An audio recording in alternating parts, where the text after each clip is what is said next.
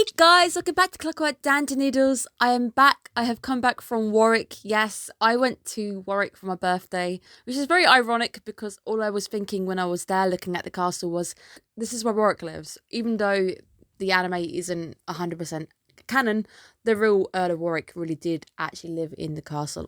I got to see Shakespeare'S Birthplace in Stratford-upon-Avon. Very fitting for someone who is breaking down Shakespeare's works right now in anime form. Before we get going, make sure you guys are subscribed. Shortly, I'm going to have my end of season review up for you guys, where I crown my top 3 animes of this season.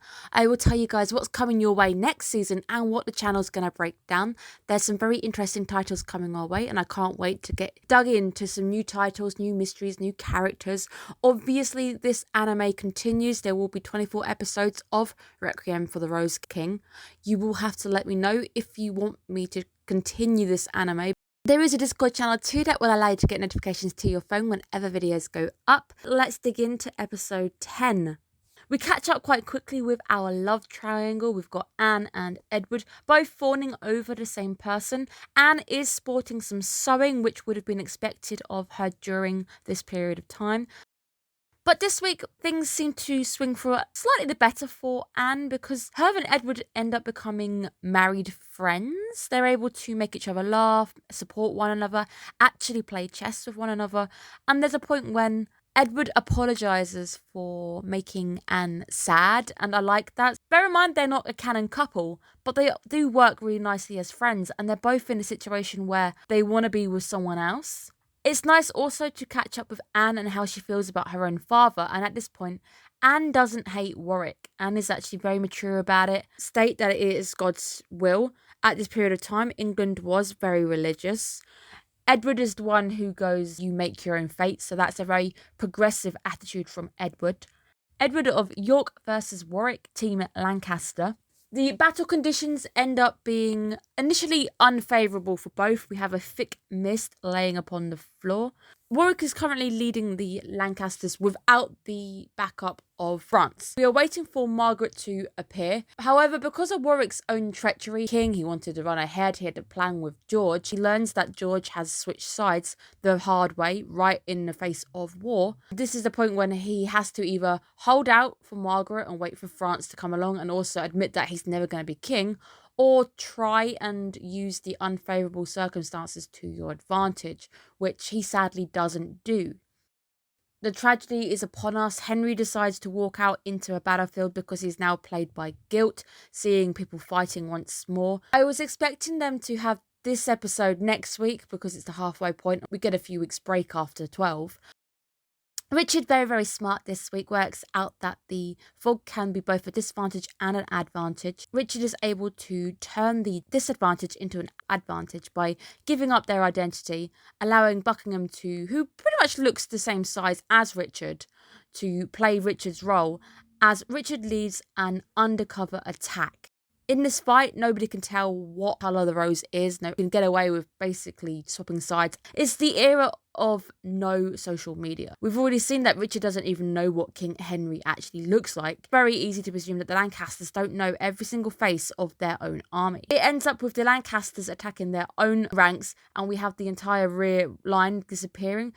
Warwick is taking blows from both sides. He needed a battle to drag out so France could come and reinforce him. However, the other side needed a battle to end fast. We do see a lot of use of fog and ghosts within the work of Shakespeare. A lot of nice Easter eggs hidden in the mist. Warwick's own guilt. Warwick seeing the ghost of Richard. Warwick also being the sword tutor to the prince. I was expecting the student to succeed the teacher, but we don't actually have that moment. In that moment, you actually see Edward losing. Warwick ends up overpowering Edward, his student still. Maybe the student wasn't quite ready. But it is because of George that things start to turn. All this time, Edward has been telling George that Warwick's life is mine, it belongs to me. I have a feeling that Edward didn't want to kill Warwick. We do see this a little bit later on when he is livid when he finds out that Warwick has been slain. Warwick's own consciousness being racked by guilt and his loyalty because he swore loyalty to King Richard, and he also swore that he would put Edward on the throne. It is this that created the opening initially. He did end up overpowering Edward, but it was George's quick thinking to come along and create the opening, which had Warwick now on foot. The final blow is laid by Buckingham, but right now Buckingham is playing the role of Richard. Buckingham does state that he is playing the role of kingmaker because Buckingham still hasn't given up on making Richard a king. There's going to be some very interesting consequences at the end of this episode, but let's just say Richard is in a very odd position because there's a possibility Buckingham may turn around and say that the one who slayed Warwick the traitor is Richard. However, we already saw Edward wanted Warwick alive.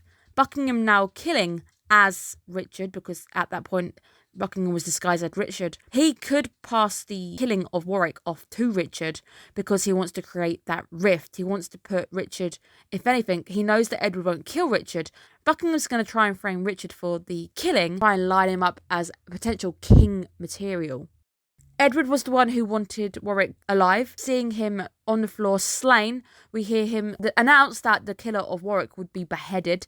Right now, the killer of Warwick is, to the troops, Richard. Game is about to get very interesting, but not before we have more tragedy, because this is, of course, Shakespeare, and we need to have more hearts shattering. Interesting to note that Buckingham was the one to end Warwick the Great Schemer. The schemer killing a schemer, because Buckingham is now one who is going to step up into that position, that void that was created by Warwick, and start pulling some strings. Buckingham is very similar to Warwick, because both of them see somebody other than who is the king as somebody they want to crown. They don't see the king of the country as the king they want. They all see somebody different. Buckingham wants to put Richard on the throne. Warwick wanted to put Daddy Richard on the throne because he didn't like what he saw in Henry. Upon Warwick's death, Anne does see a bad omen of the crows flying upwards. Bit of an identity crisis that starts to plague her because she is no longer House York. She is no longer the house that she has grown up with, her father has supported. She is on the different side, and this is going to take a bit of a mental toll to get your head round. Henry's encounter in the forest starting to lead the tragedy even further. Henry is denounced by his own army. And we have this theme going on, continuing this theme. Everybody is looking at the king and seeing something they don't like, or they're seeing somebody else, their standard of what a king should look like. What should a king look like? Well, he should have knitted brows, he should have wrinkles, he should be stressed, he should have old hands. Henry is too young. He hasn't had the experience. He looks like a boy. The heartache of Henry, who has been trying to do the right thing for his people, trying to stop the war, suddenly being denounced by his own army, the people he is trying to protect, and then seeing that man killed in front of him. Richard's mind starts to play tricks on them as well. We have Joan of Arc on one side, Daddy Richard on the other. Joan of Arc is there to try and lead the way. I believe Joan of Arc is trying to play the role of mischievous Puck in this story, the one who is tormenting Richard, and perhaps even now slain by Richard themselves.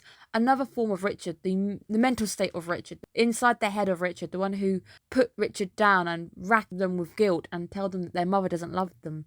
Joan of Arc tries to lead Richard to Henry and state, the one you love, your beloved Henry, is the king. Joan of Arc is trying to tell Richard the truth, which is really odd at this point, because Daddy Richard initially tries to denounce Joan of Arc and state that Joan of Arc is nothing more than just a witch. Richard's love for their father is what actually sees them making that decision. If Richard had followed Joan of Arc, that would have been the truth. Daddy Richard still leads Richard to Henry. Daddy Richard is still hoping that Richard will slay Henry before it's too late.